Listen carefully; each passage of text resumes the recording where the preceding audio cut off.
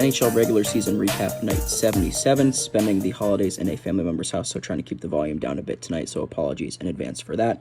But the second of 3 consecutive nights with 9 games on the schedule, the first of which is an afternoon matchup between the Minnesota Wild and Winnipeg Jets, which on paper should be a pretty good goalie battle, but was not the case today. Connor Hellebuyck, we much better of the two goalies, 34 of 36, a .944 save percentage, while Philip Gustafsson just 19 of 22, an .864 save percentage.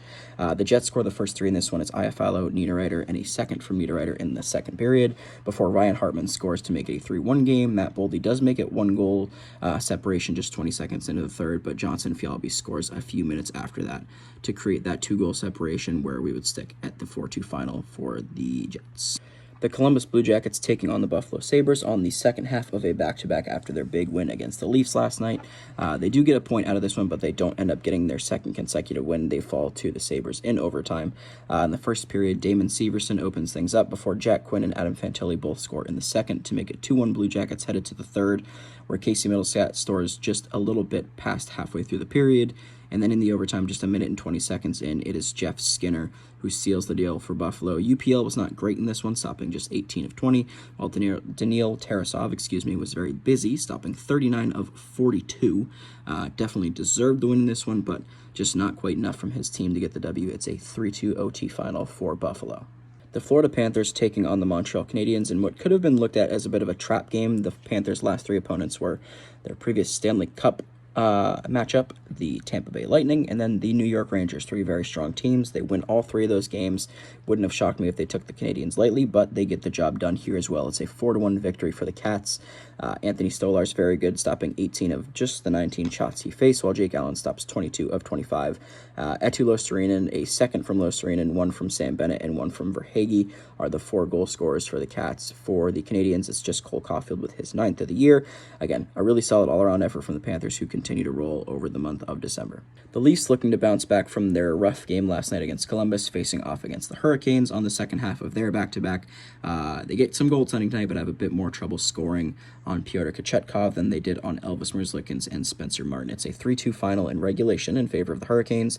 Kochetkov stopping 25 of 27. Martin Jones also stopping 25 of 27, but an empty net tally is the difference in this one. So in the first, Michael Bunting with a goal against his former team. In the second, Seth Jarvis makes it a 2-0 game for the Hurricanes.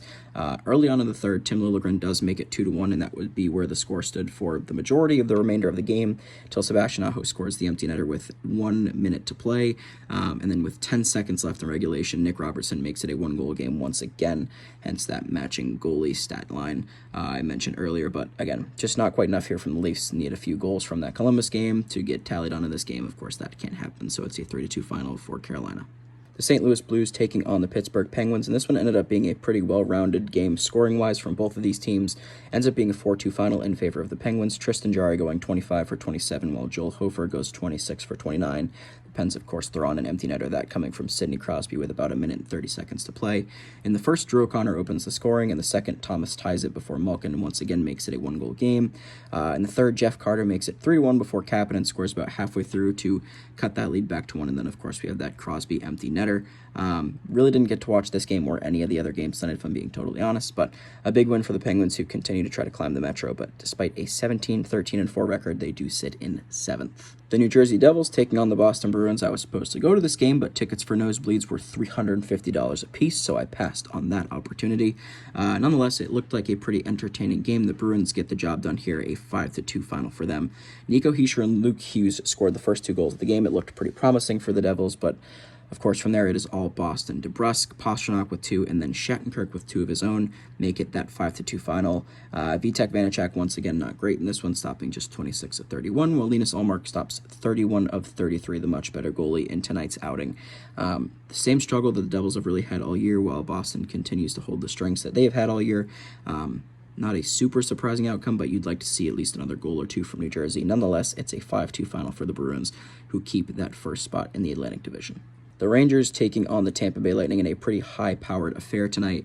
and a bit of a surprising outcome. It's 5-1 for the Rangers, but despite, what we would expect to otherwise be a pretty good goalie duel, we didn't really get that tonight. Igor Shesterkin was very good. He stops 34-35. The Lightning were humming, but Andrei Vasilevsky faces just 21 shots and gives up 5. Good for a .762 save percentage. Not what we usually expect from Andrei Vasilevsky, who's already got his name potentially stenciled into a Hall of Fame ballot at a relatively young age. Nonetheless, the Rangers got the best of him tonight. It's Panarin, Trocheck, Kreider, and then 2 more from Panarin in the third for the hat-trick effort.